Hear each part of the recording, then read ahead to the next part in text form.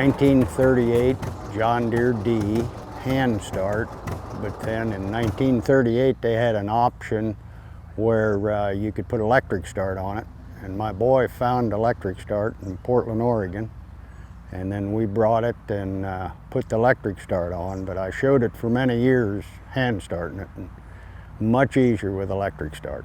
I bought it up in Indiana, I think it was 1998. It had an old restoration on it, and then we freshened it up quite a bit, had a new rebuild in it. We did a little bit of paint, so it's just an old restoration now. We haven't done anything to it basically for years. I just show it in parades and things like that. I put a new manifold on it so that I could put the dual exhaust on it.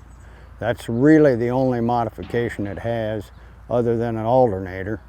And I have the original generator, but I wanted to make sure that the battery stayed up, so I used an alternator on it. Last year I took it up to Logan, Ohio, up to the Warsport Festival, and we took it through town there, and it makes quite a racket and gets good attention. I don't think they see the tractor, they just hear the noise.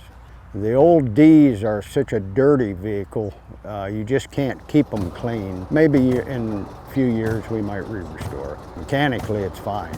It'll probably never need restored in my lifetime again.